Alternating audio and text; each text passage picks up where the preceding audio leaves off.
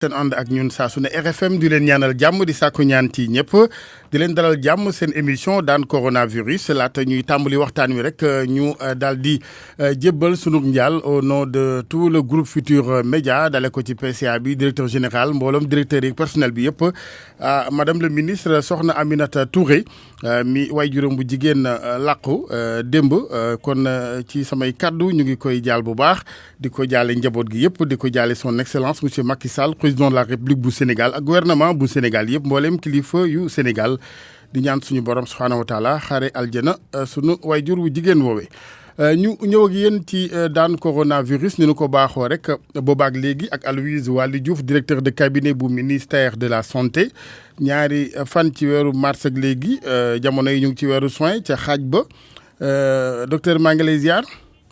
maa ngi lay nuyu El Hadj Assane maa ngi nuyu suñu mbokk auditeurs yëpp di profité aussi ci li ñu yor antenne bi di jaale li nga ko waxee madame le ministre soxna Aminata Touré mais di jaale parce que ki mu ñàkk aussi dafa bokkoon ci suñu njaboot. nekkoon sage-femme. mais di jaale aussi yeneen ñi nga xam ne ñàkk nañ seen bakkan defe naa ci fële ci Mbour aussi ñàkk nañ fa benn infirmier. di wax rek ne personnel de santé moom ak sénégalais en général fu mu wàññeekoo rek tiis la si ñun rawatina personnel de santé bi moo tax ci turu monsieur ministre de la santé et de l'action sociale ñu leen di jaal seen njaboot yi. jërëjëf maa ngi koy wax sànq ñu ngi ci xaaju weeru soin daanaka ñetti weer ak genn wàll mbas mi tëw a dem li ko waral moom bari na maintenant est-ce que amul ab dank fanaanal parce que dañuy bañ rek mu daal di dëkk faaf mar de ims waaw elage li nga wax defe naa buñ ko xoolee depuis ñetti weer ak lu wees ñu ngi ci xeex bi fii ci Sénégal di jéem a xeex mbas mi li ñu gis mooy ba léegi ñu ngi am suñu plateau bi mooy wax plateau mooy que ci suñu kaay ni mu daan demee ni mu demee dañu ñëw ba ci ñaareelu weer bi mu yokk bu gën a gaaw ñu jékki-jékki mu commencé wàcc mais léegi dafa nekk ci plateau maanaam cas yi du li ñuy rawante cas par bés du bëri bu tournéwul autour de 80 dem ci 90 ñaari yoon ñetti yoon. ñu dafa nekk ci plateau mooy yéegul wàccul. mooy yéegul wàccul voilà dafa tag fenn. loolu nag li muy firnde mooy war nañu gën a farlu ci wàllum mesure barrière war nañu gën a farlu ci wàllum sol masque bi. war nañu gën a farlu ci wàllum distanciation physique mais war nañu gën a farlu ci waxtaan suñu biir ci biir communauté yi. je crois que loolu mooy li nga xam ne mun nañu permettre ñu éviter plateau bi ñu nekk nii situation bi ñu nekk nii mu yàgg leneen li nag comme ni nga ko waxee mooy que xëy na dinañ dem ba benn jamono ay fukki cas la ñuy am parce que li ñuy gis niñ koy gisee nii mën na doon comme yeneen feebar yu mel ni ay grippe nga xam ne day dem di ñëwaat muy ñuy am ay tuuti cas looloo waral ñun ministère de la santé aussi ñu ne depuis ay fan ci ginnaaw ay weer ci ginnaaw ñu ne feebar bi waratul nekk rek suñu seule activité.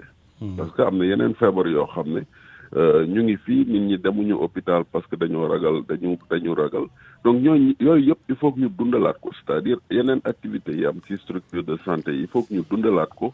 mais continuer di ñaax nit ñi pour ñu respecter mesures barrières yi pour que feebar bi tamit mun a yegg ci ay cas yoo xam ne. day nekk ay juróomi cas wala ay fukki cas ay 20 cas ak yooyu. maintenant bu ñu yaakaar ne ci teel dinañ dem ba duñu amati cas.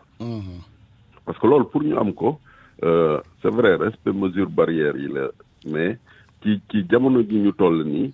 il faut que nit ñi jàpp si.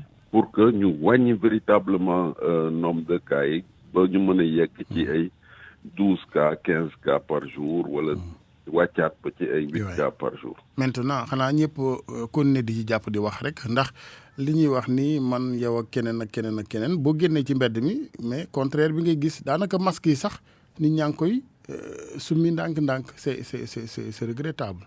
waaw loolu xam nga loolu moom lu xam nga mënuñ ko rafetlu parce que ñun ñooy nekk ak personnel de santé ma si profité di leen masawu di leen félicité depuis le mois de mars ñoom ñoo nekk si structure yi di fecc tey dégg naa sax kenn ku ne personnel santé bi dañuy ragal maladie defe naa loolu vraiment du wax boo xam ne mun nañ ko rafetlu parce que bu ñu amee yenn taux de guérison c'est que am na ñuy fecc maladie mais bon comme dañ nekk ci dëkk boo xam ne aussi ku nekk da nga war a joxe sa xalaat dañuy bàyyi rek nit ñi di joxe seen xalaat lii fi ma bëgg a yegg si mooy il faut que nit ñi xam ne feebar bi lu am la il faut que nit ñi xam ne nit ñi ñu ngi dem di tëdd hôpital nit ñaa ngi continuer di tëdd hôpital te fu nit tëddee hôpital rek day mobiliser personnel de santé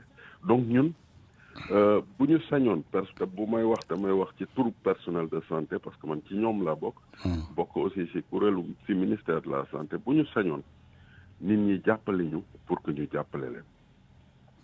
nit ñi xam nañ ni jàngoro ji am na de waaw loolu kay kenn naatableetu ko mais dañ ko yëgul seen yaram ñenn ñi laaj bi kay foofu la bu ñu dee def ay gëstu ak borom xam-xam yi penc mi foofu la ñu war a jubalee léegi gëstu yi mais dootul ay am naag amul ak wala communication bu jàllul ak nit ñi kay li ñu war a dégg nañ ko ci docteurs yi boobaak léegi ñu ngi joxe tegtal yi war ñu ngi gis ñi koy amee dëkkaale yi ñu ngi gis ñi ci faatu léegi kay lan moo des lan moo waral ñàkk wàccoo gi ak les mesures barrières mooy wax ja lan moo tax rek yëf yi dëgër. waaw parce que moom la wax c'est-à-dire que peut-être il faut que ñu gën a dooleel xeex bi ci biir communauté bi loolu defe naa lu am solo la. parce que ki la gën a jege rek mu la mën a wax dëgg. ki la gën a jege mu la mën a wax dëgg. beneen bi aussi mooy que il faut que ñu mën a ñun ñëpp dama wax ñëpp parce que ñun ñëpp dem ci rajo yi di wax. il faut que ñu gën a dimbali suñu askan. mooy ñu bu amee loo xam ne dañ koy def te teguwul ci yoon ñu mun ñeme ko wax. waaye bu amee loo xam ne nit ñi dañ koy wax teguwul ci yoon yow doo ci wax nga noppi ci.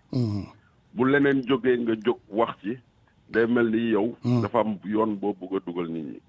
waaw xam nga élage bi ñu gisee li xewoon Caaroy ñu ne dañuy tere ku ñu teg. ñu rob foofu ñu rob foofu. néew xam nga clameur boobu. li nga xam ne moo ci waroon topp gisuñ ko. yooyu nag mooy continuer ba ñuy baare ay tali naan policiers yi duñ ñëw tere nit ñi pour ñu sangu ci géej gi.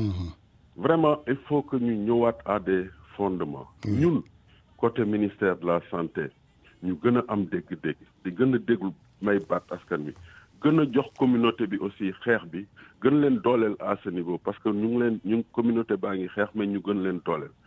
ñeneen ñi nga xam ne nag dañoo am baat ci réew mi.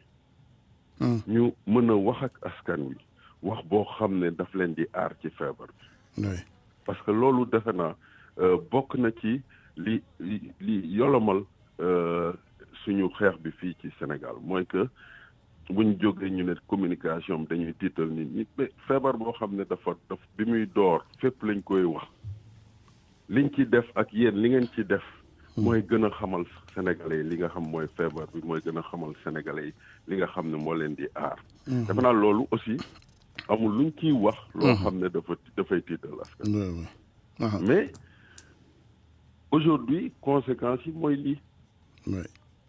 maintenant du des ci wér-gu-yaram kese nit ñi il faut que ñu ci wàllu exercice bi ndax yombul boobaak léegi mais ñu continuer rek. de toutes les façons bu weesoo wàllu wér-gu-yaram gi poos itam dina ko yëg nekki ni dina ko yëg ba ci xol yi sax parce que bu ñu demee ba ak ñàkk teew ñaanuma ko yàlla ba tey mais xam nga àddina aussi booy jiite da ngay xam rek li ñëw nga séen ko pour mën ko gàttandu mais bu dakkul économie bi di gën a na sax yëf yi di gën a dëgër dafay gën a indi ak tëradi ci penc mi pour ne pas parler de remous sociaux.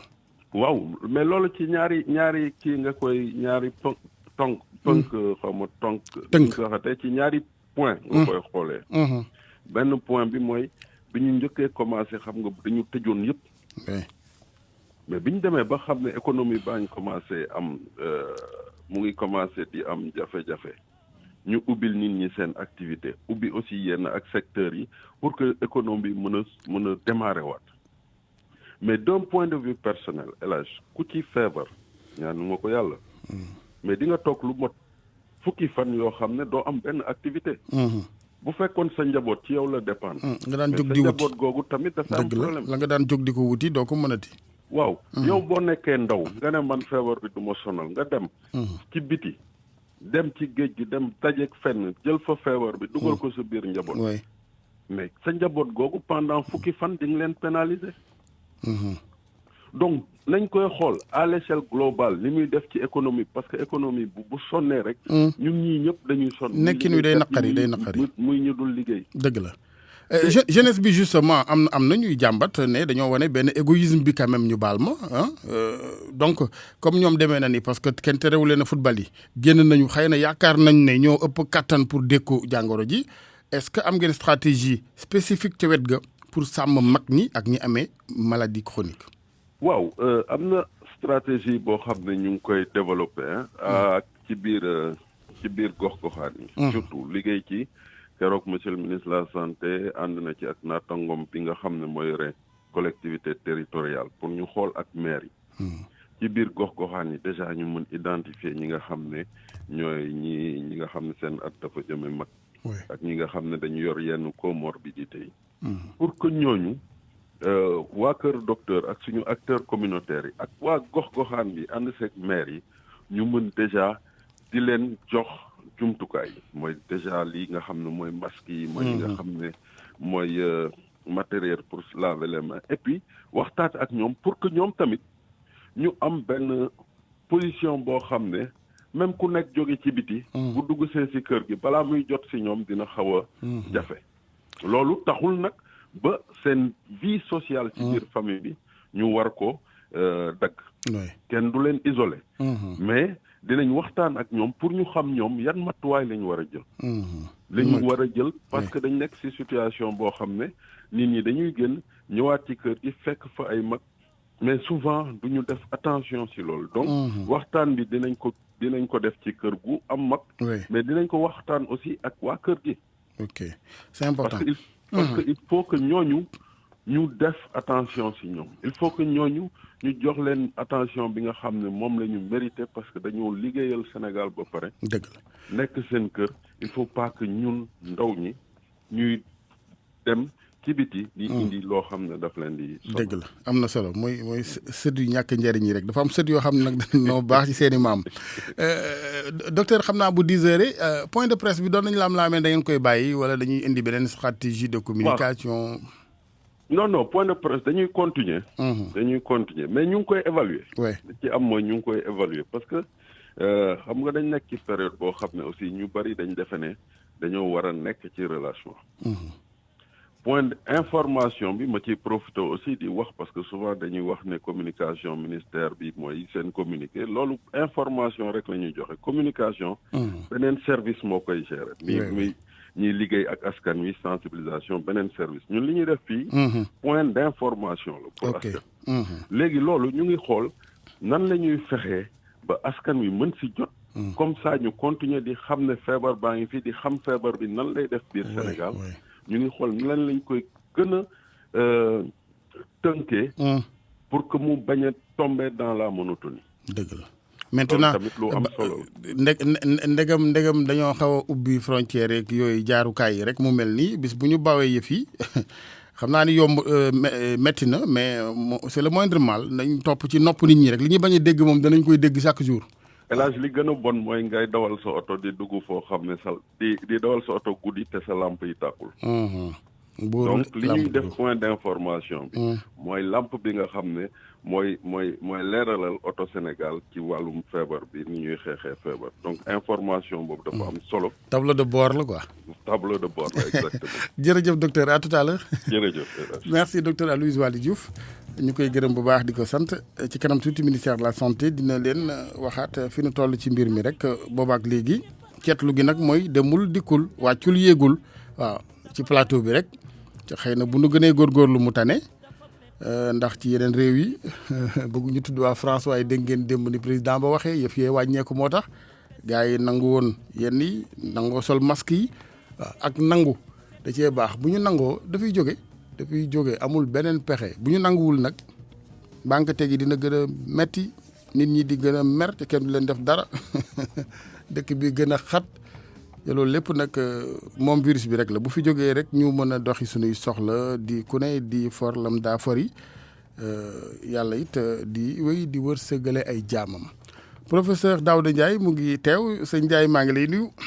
maa ngi lay nuyu El Hadj Assane di nuyu sa mbokk auditeurs yëpp yi déglu. jërëjëf xam naa léegi moom dañuy koy nekk ay waaraatekat rek. parce que docteur yaa ngi def li ñuy def yéen spécialistes yi wax ngeen ci li ñu war a wax li des kay mooy ñu def ko pencoo rek di fàttalante sunu biir ndax wax ji moom du doy nee naa gars yi moom taxawaay gi ëpp naa ba ndegam lañ ca xaw a yolomal rek yëpp yaa ngi mel nii kay bis bu ñu ko baa moom day mujj doon ak mooy pëccaxoo gi xale yi wax rek. dëgg noonu la la seen dëgg la que ne c'est vrai que wax nga ko léegi sa wax demul dikkul. te docteur Aloyse mu ngi wax léegi te ñu ngi lay wax léegi mooy ku nekk na nga téye ci fi nga téye rek parce que tey fàttaliku bi moom. tant que jeexul moom il faut maintenir ce qui fait que parce que li ci bon rek mooy relâchement. te ba nit ñi bañ a découragé parce que en réalité ñenn nit ñi nañu xam ne c'est-à-dire que tant que jeexul pour man mesures yi. dañ ko war a maintenir à tous les niveaux. te loolu bu ñu ko defulee rek. dinañ te li nga ko wax léegi mooy plateau boobu ñuy wax. demul dikkul. danañ fa yàgg man li ma waxoon l'autre jour laay waxaat rek man c'est-à-dire que situation yu mel ni Alaye comme lu demee nii. muy man muy ku mu doon jàppal toi un peu pessimiste mooy. neel lii kat su fekkente ne def continuer ma ko di feebar bi du jeex. te feebar bi tant que jeexul li nga bëgg a def doo ko def. dëgg la parce que nangu nañ ne tey ñu bëri wax nga ko léegi ci économie bi ci lekk tout ça. te nag na nekk xeexul ci ñëpp. gis nga fan yi bi taw bi commencé am ñu may wax ne am na taw ci suuf. dama xaw am tuuti lu ma xaw a kii ma ne j'espère que nit ñi aussi ñu ngi ciy bàyyi xel. parce que bu ñaar pêche dina metti te donc te. boo aarul bële aussi. aaruloo bii day poser problème donc na nit ñi ko xam ne. bu fekkente ne aussi ku ci nekk def li nga war a defuloo ko bu ñaari tasee dina metti parce que am na ñu naan même jeunes yi mais am na loo xam ne lu mel ni sibiru bu duggee.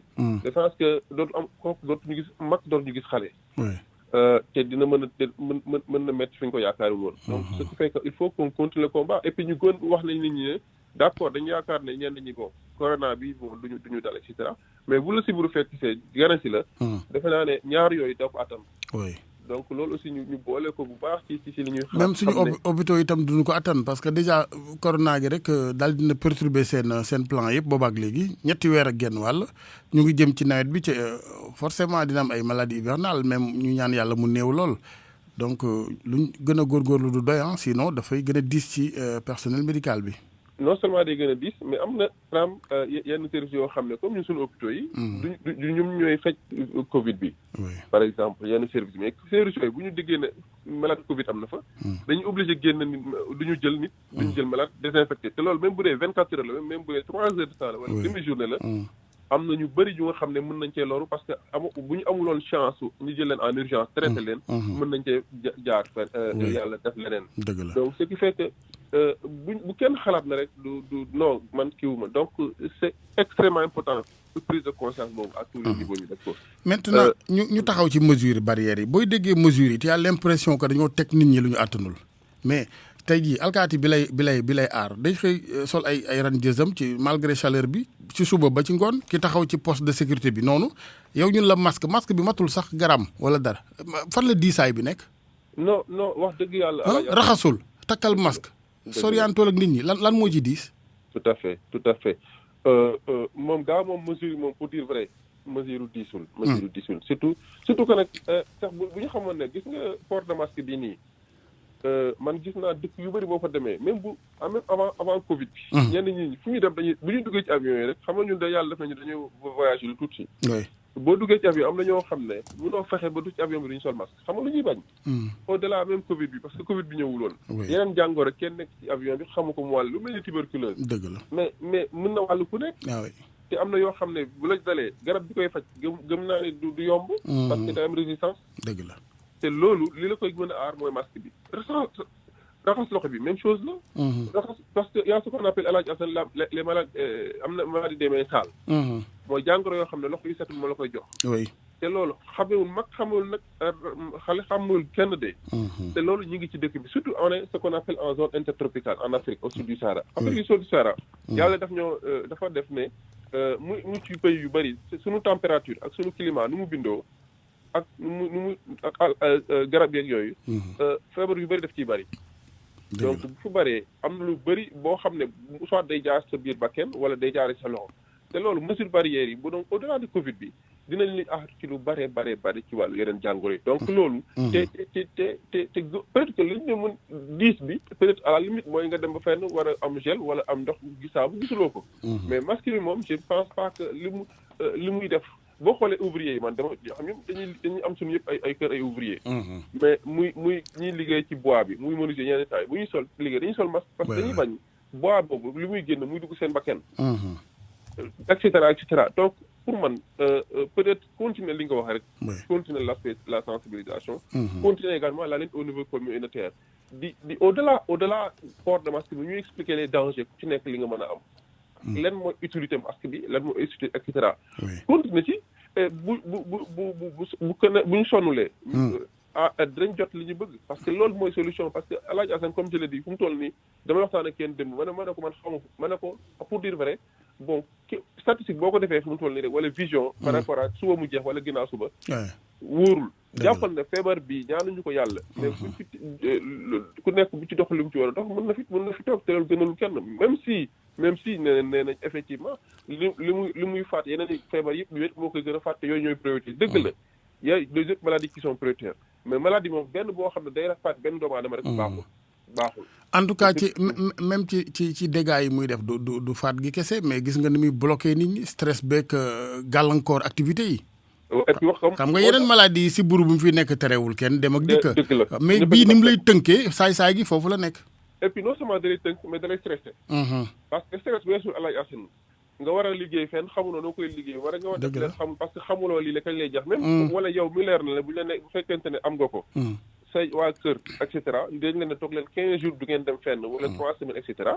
loolu c'est-à-dire que tënk boobu aussi sax dafay doy waar ce qui fait que il est extrêmement important yéen ni ngeen ko tax muy la presse yéen bu leen bu sa am relâchement mooy sensibilisation même bu dee 1 minute la il faut ngeen wax parce que parfois gis nañu ay affiche c'est important mais wax ci nit ñi di dégg parce que parfois nit mën a rawam fekk sax du ko gis mais am na ñoo xam ne chaque heure bu dara c'est-à-dire que avant journal ñu wax benn message jàllale bu yàggee je pense que dina ci dem parce que vraiment c'est un peu difficile la situation est difficile yombul moom kay doo xam noo koy tekkee sax waaw léegi sur le plan scientifique comme pexe moom du jeex est-ce que ñun tam mënuñu gën a baral jéego yi pour xool ay xeetu préventif wala leneen lu ñu jox ñeneen ñi am na ko ma SMS léegi naa ma artémisia ma ne loolu moom man dootuma ci waxtaan ak docteur Ndiaye parce que du professeur du ma tontu artémisia Madagascar mais au moins sur le plan au niveau local yéen macha allah borom xam-xam yi ñu fexe loo xamante ni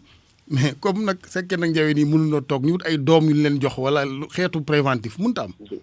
dëgg la ñu ngi gaa yi nga liggéey El Hadj Assane parce que même ministère effectivement il y a 3 semaines teg na benn comité scientifique également te je sais que ñu ngi ci liggéey c'est que li ma wax rek c'est-à-dire que c'est vrai que scientifique mooy comme caméraman rek la parfois ki ñuy gis mooy nekk ci plateau bi mais ki nekk ci ginnaaw di ko gis duñ ko gis technicien mais mi ngi def liggéeyam maintenant te très souvent on peut penser que ñoom bon peut-être que bokkuñu ci mais ñu ngi liggéey ci suuf li ngay wax affaire xeetu prévention am na beaucoup de secteurs beaucoup de panels yi nga xam ne am mi ngi fii yoo xam ne existe na tey. ci wax xalaat ci loolu yëpp y compris la prévention parce que tey lu mu mënti doon. nañ jàpp ne prévention bi mooy première arme boo nga xam ne mën na lijjanti affaire bi. te prévention première arme bi ko gën a mën a régler. mooy mesure barrière yi. leneen lépp lu la ci waxee mën na génn tey mën na génn suba. te mën na bañ am consensus te parce que c'est difficile ñu am consensus ci lu bari. te loo xam ne aussi bala ngaa gis njëriñ bi mën na def mois et c'est important loolu lépp lu ñuy xalaat rek li ko mën na faj. wala c'est extrêmement important mais pour moi la première mesure de prévention. ala ñaata première garab bi. mooy ñu ku nekk respecter mesure barrière yi. ñëpp defoon. parce que tey même boo indi woon garab du ñàkk ne ñeneen duñ ko nangoo jël.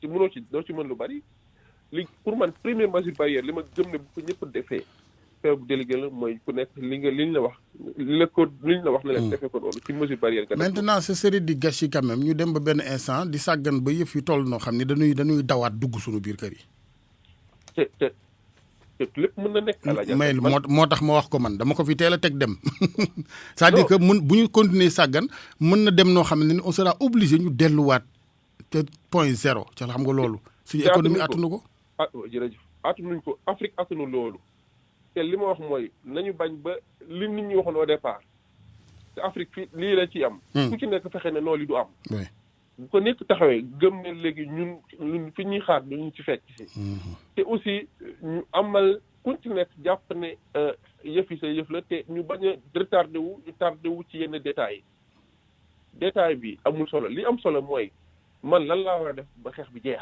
du ma xaar laaj Assane man lan laa war a def. man li ma war a def mooy tous les matins bu may xëyee balaa may jën sama masque dinaa ko sol ku mu mënti tasanteel aw ma ci problème. même bu ma mënti dugg ci fenn fi mais sama masque dinaa ko sol loolu mooy première mesure bu ko xam ne. yaakaar naa ne lu ci ëpp mën na ko lijjanti. na ko ku nekk jëlal sa bopp comme mesure. waaw te masque bi aujourd'hui comme am na masque tissu gaa yaa ngi ko yor. dañ koy fóot parfois aussi man li may xaw a jaaxal rek xaw a kii li may ci wax nit ñi. bu fekkee da nga sol tas masque teg ko ci sikkim bon amatul njëriñ. ah oui masque bi parce que au delà aspect transmission bi masque bi li muy permettre la Assane. tey bu ma nuyu woon man wala nga nuyu kenn koo xam ne wala nga jëlee koo xam ne am na ko. te yëgu ko man sama parce que danger bi mooy allo réseau baa ngi dem professeur. voilà. ma ne réseau bi moo doon daw waxaatal. waaw ma ne. ñu xam ne masque bi njëriñ bu mu am mooy.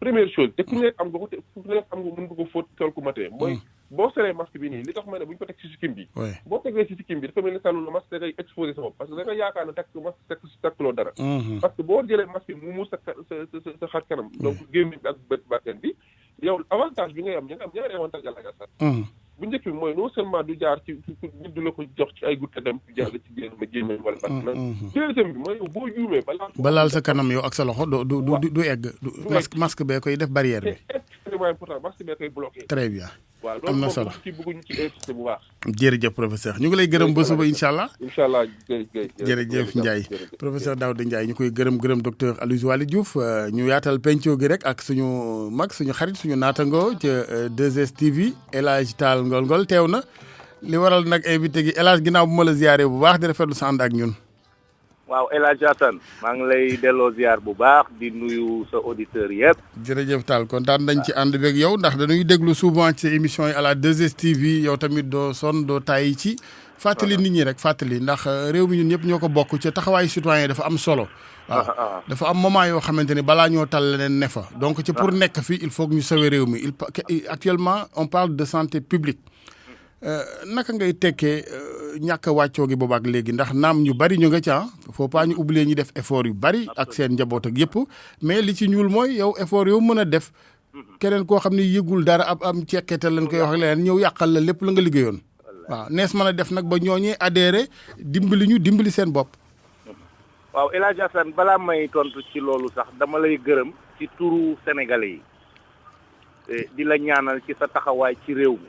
parce que réew mi nag ku koy defar xam nañu ko ku koy yàq xam nañu ko yow nag yàlla dogal na taxawaay bi nga am man kilifa yi may giseel yëpp ak di ma woo dañ looy ñaanal kon ñaan yooyu yàlla na dal ci sa kaw. amiin alhamdulilah. waaye nag El Hadj Assane problème mu Sénégal. mooy dafa profond. xam nga nit bu umpulee boppam. umpulee ay fondamentaux pour nga def ko nit dafa dee xaw a jafe. parce que lii lépp dara waralu ko lu dul yenn yi xamadi la yenn yi ñàkk yar la. te am réew kenn mënu ko tabax ci foo xam ni discipline amu fa. oui. réew nag bu fekkente ni par exemple parce que bu fekkente ni téeméer lañu. juróom fukk bi takk masque juróom fukk beneen bi ci des ni sama yoon newu ci sax. loolu ba tey feebar bi man ni ma ko gisee Alaaji Asan boo moytuwul dina am Sénégal ay fan. dëgg la. ndax ñi may dajeel ci mbedd mi day am na ci ñooñu yëgaluñu ko seen yaram léegi laa gis ay xale yuy bëre. ak di nuyoo te kenn takku ci masque. ñenn ñi buñ jëndee seen masque ci seen baat lañ koy bàyyi. waaw kon nag man jàpp naa ne daal fokk sunu service d'ordre yi. jóg ci imposer ko nit ñi. parce que ab dof nag wax dëgg yàlla léeg-léeg nga parce que mag ñi dañ daan léeb naan yaru mbaa yit. waaw kay. nii ma ko gisee wax dëgg yàlla Sénégalais yi ñu ci baree bari nag ñu ngi wàccoog li ñu war a def. waaye am na ci ñu baree bari ñoo xam ni dëgg-dëgg ñu xamadi lañu.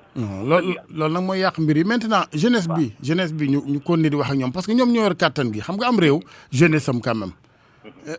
fan la ñu lajjee ci wàllu defar googu ñu waroon defar jeunesse bi. bien évidemment bu weesoo li ci baax ba noppi. Alaaji Asan nag gis nga jeunesse. xam nga maître Abdoulaye Wade dafay mas a bind benn livre wax ci benn phrase. bu ma neexoon. mooy dis-moi quelle jeunesse tu as je te dis quel peuple tu seras. te loolu wax bu dëggu la. Sénégal nag gone yi man dégg-léeg sax ma ni est-ce que du meew mi ñuy nàmp moo tax ñu mel nii ñu mel. wala parents yi ñoo démissionné. wala système bi ñuy jànge ca école ba moo baaxatul. parce que man jamono ji ma nekkee di jàng école primaire.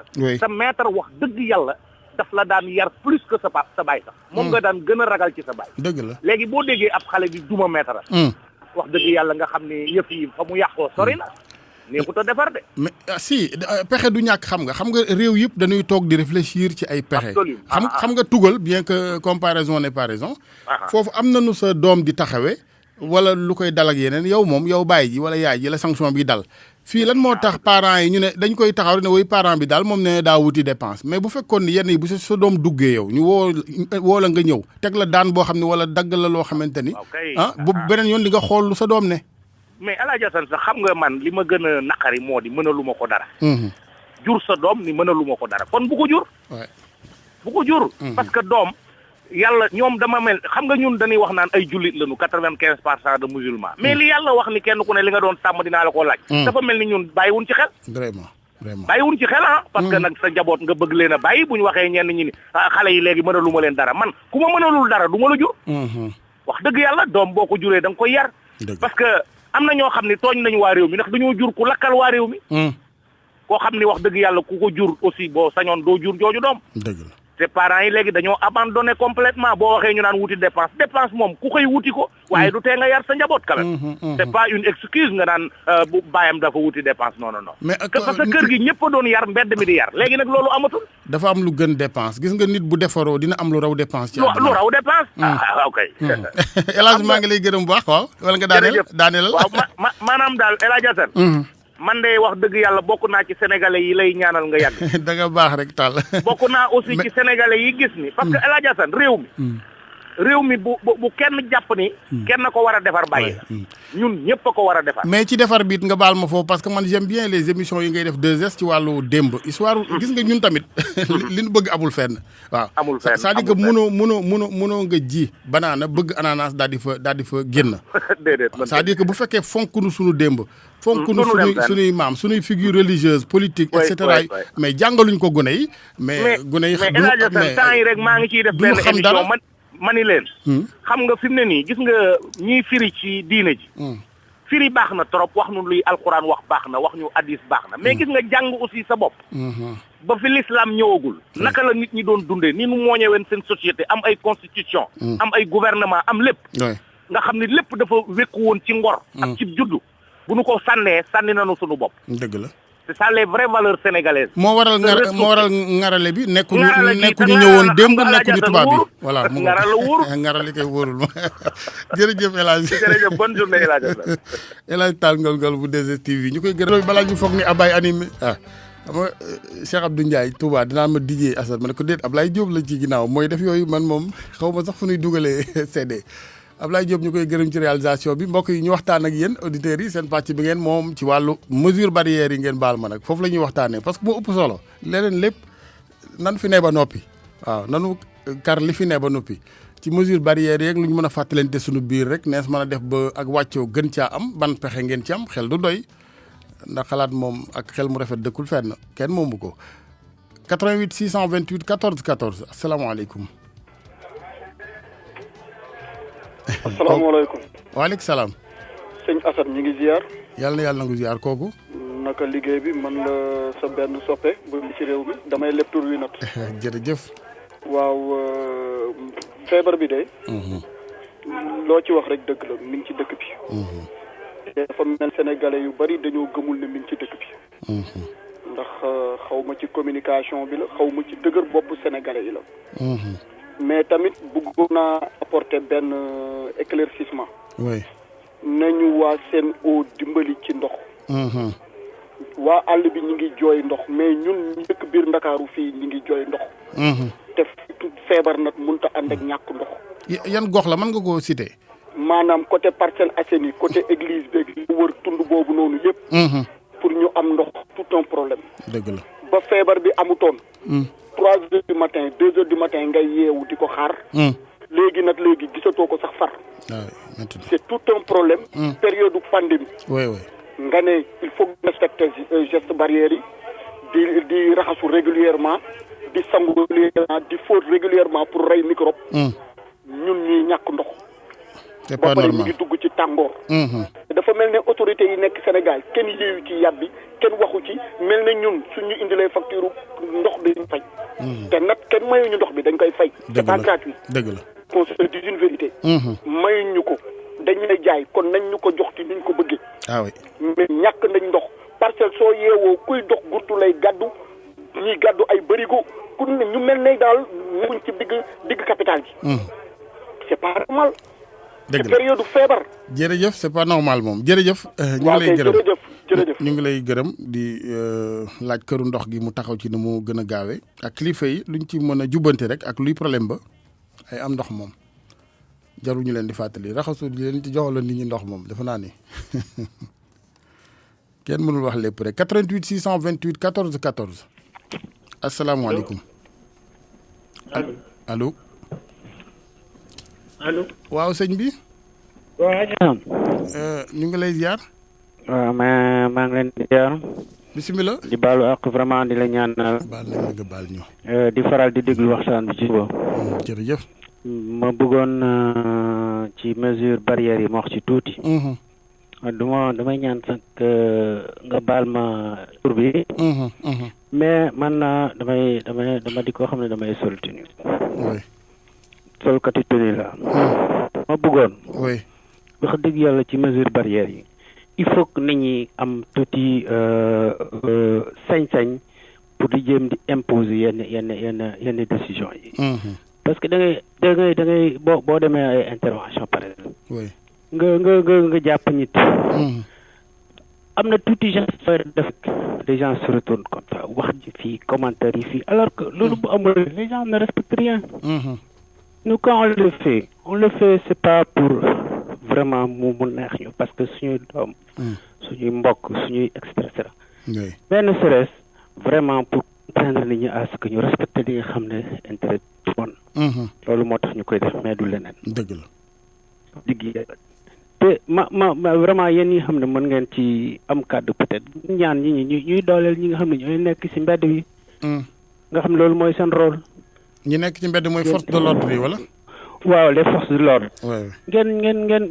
ngeen gën leen di encourager. parce que dañuy def loo xamante ne vraiment après dañuy di yendu di wax seen kaw alors que loolu taxu leen a jóg. ils sont en service commandé pour l'intérêt du peuple. dëgg la.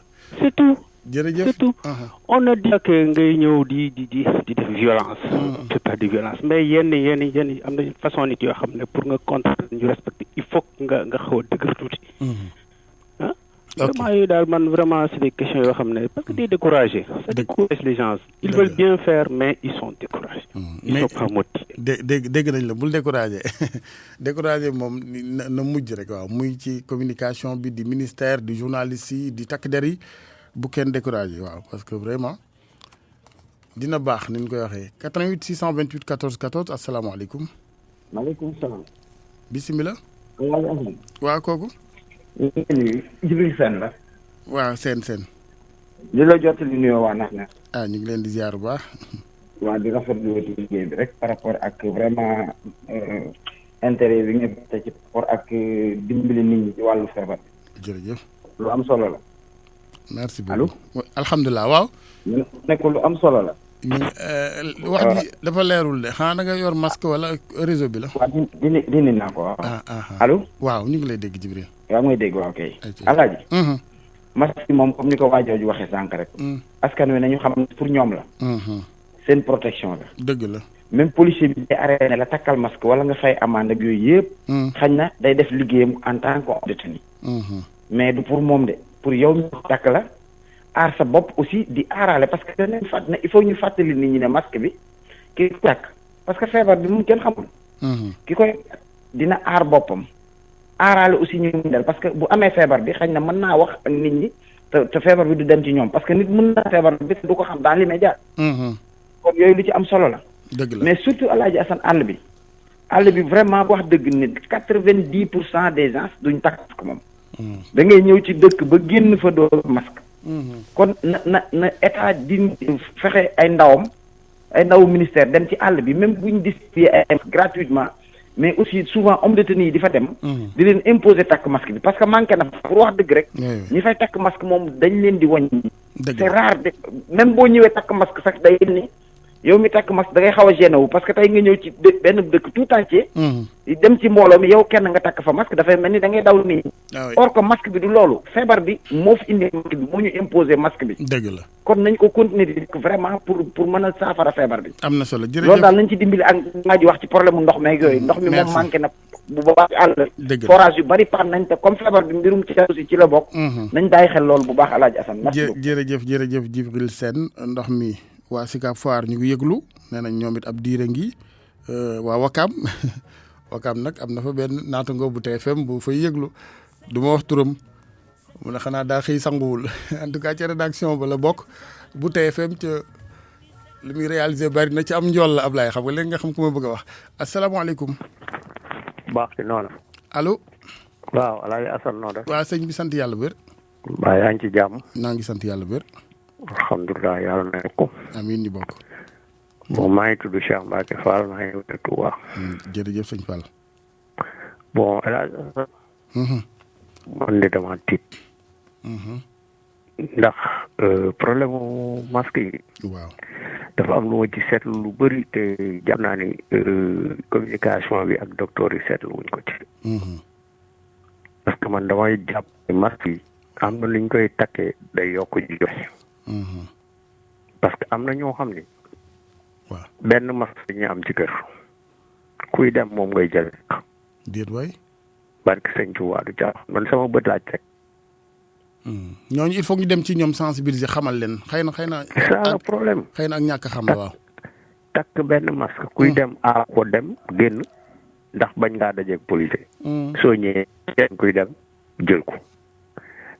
loolu dafa gaaw. mais jàngoro ji moo raw policier de du affaire policier de jàngoro ji moo gën a metti waaw moom pour moytu jàngoro ji la pas moytu police. c'est ça. ñoom moytu defuñu ko pour moytu pour moytu policier moo tax. ñu fàttali leen ko rek xam naa ñu xam ni. pour ñooma. pour ñooma. benn bi ci tamit médecins yi suñuy wax ak askan wi il faut que ñu des fois ñu leen koy wax ci kàllaama gi ñu dégg quoi. waaw. wolof ñu góorgóorlu ci wolof bi waaw bëri waaw xamuñu lan mooy mesure barrière ñu bëri xamuñu ne mesure barrière. dëgg la mesure barrière yooyu dañ leen ko war a teg ci wolof. dëgg la pour ñu mën koo comprendre. mesure barrière mooy dogal yi nga xam ne ni dina dox sa digganteeg doomu jàngoro bi dina leen. doomu jàngoro ji nii la masque bi boo ko takkee. maanaam day aar ci jàngoro ji nangam ak nangam. ñu fàttali ko d'ailleurs ñu fàttali mesures yi. di raxasu la saa su ne ndax jàngoro ji. doomu jàngoro day faral di takk ci loxo. boo laalee sa kanam mu jaar sa gémmiñ lu ci mel ni sa bakkan wala say gët donc. di raxasu benn bi ci topp nga sol masque pour muur sa kanam. classe da ngaa neex a waxal. bi ci des mooy ñuy soriantoo. billaahi wallaahi yàlla fay da nga neex a waxal quoi. amiin Fall loolu bu ñu ko def. mais du ñu ñëw taxaw naan ay cas nit ñi xamuñu lan mooy cas. oui il faut ñu jël seen temps c'est vrai que on n'est pas au même niveau d'information dafa am ñoo xam ne waaw il faut que ñu dem fekk leen fa ñu toll daal leen di voilà gindi leen gindi. waaw jërëjëf. beneen bi nga doon wax sànq ak El Hadj Tall Ngolgor. ci affaire gone yi. oui. xam nga léegi gone yi yow parent bi mënutoo yar sa doom. parce que état moo tax mënutoo yar sa doom. parce que état moo favoriser gone yi ak ñi ñuy wooyee ay droit de l'homme la xamul luñ doon. tey jii boo dumaa sa doom defee lu dul yoon nga duma ko. état ñëw dara kaw. léegi gone yi dañoo dem ba xam ni seen parents yi ñemeetuñ leen a duma. te état moo dem ba favoriser gone yi moo tax gone yi xam nañ ne état ñemewu leen a duma moo tax lu la neex la ñuy def ci mbedd mi du mujj fenn. mais ndokk yàlla ba nga xam ne yar dóor rek newu fi dégg nga mën nga ko dugal xam-xam dugal ci daara ji jaarale fenn foo xam ne di nga ko non Alaaji Asan ñaari gone dafa am ñaari gone moo am na gone goo xam ne dërkiis dafa nga koy woo mu ñëw nga jàpp nopp bi doo ko dóor da ngay téye nopp bi am na koo xam day ñëw nga ne ko bul defati lii baax am na koo xam ne da ngay jël ban pale kii ko cappal ko daal di koy laal waa kay waaw sëñ Cheikh jërëjëf ñu xajal ñeneen ñaa incha allah ba beneen fall ñu ngi lay gërëm bu baax di ziar waa Touba Mbacké yëpp ak li ko wër waa Jaxaay nee nañu amuñu ndox waaw yóbbante àq la Jaxaay 1 Ablaye miin nga Ndakaaru de yaa Jaxaay 1 asalaamaaleykum. maaleykum salaam si yàlla jafar. ñu ngi lay ziar sëñ bi. delloo ziar. yow Blondin si Gassène avocat.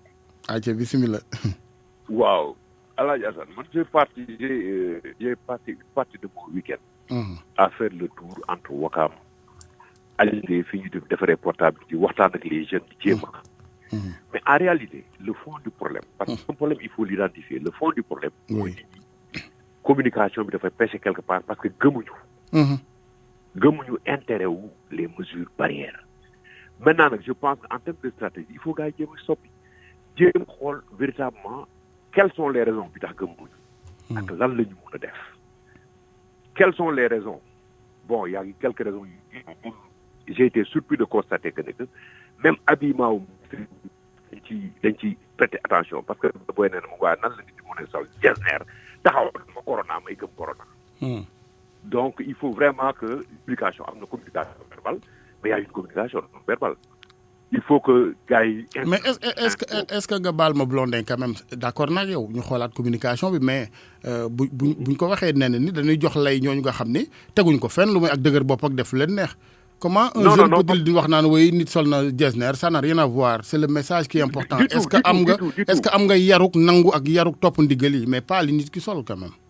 non kooku bu ma la waxee lu nit ki sol. mooy la perception. des populations ci li ñu gis. loolu la mais en fait c'est pas parce que ànd nañ. je veux dire que population yi ñoom it kenn du ñoom ñun ñi kenn du ñun. foofu jëm. foofu laay jëm. parce que dama ne la. identifier les causes.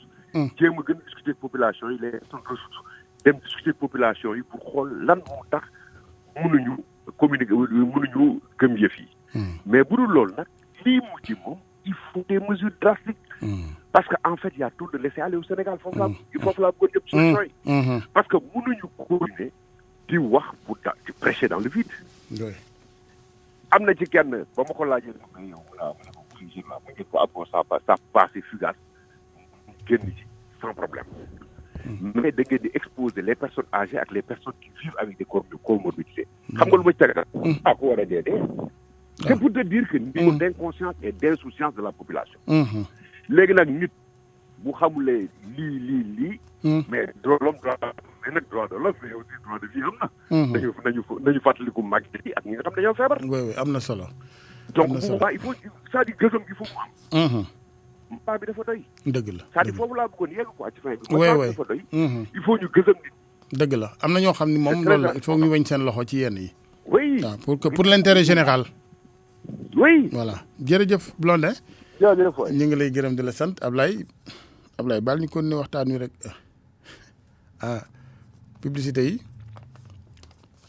ay ci ñu jégalu suñu auditeurs yi signalé wu ak taw beeg yenn jafe-jafe yu mu dugal ci yenn gox yi ba mën noo dégg waaye loolu moom du yàgg incha allah technicien yaa ngi ci kanam tuuti rek lépp dina dellu nekk na woon ñu ngi leen di gërëm mbokk yi di jéggulu ñëpp di leen jéggulu saa su ne nag waaw parce que bëgg a defar moom moo yàqee ànd léeg-léeg Lablaye léeg-léeg nga foog ne lii mooy defar fekk yaa ngi toj kaas ya kon ñu ngi leen di jéggulu bu baax a baax mbokk yi di leen ñaanal kenn lu jàmm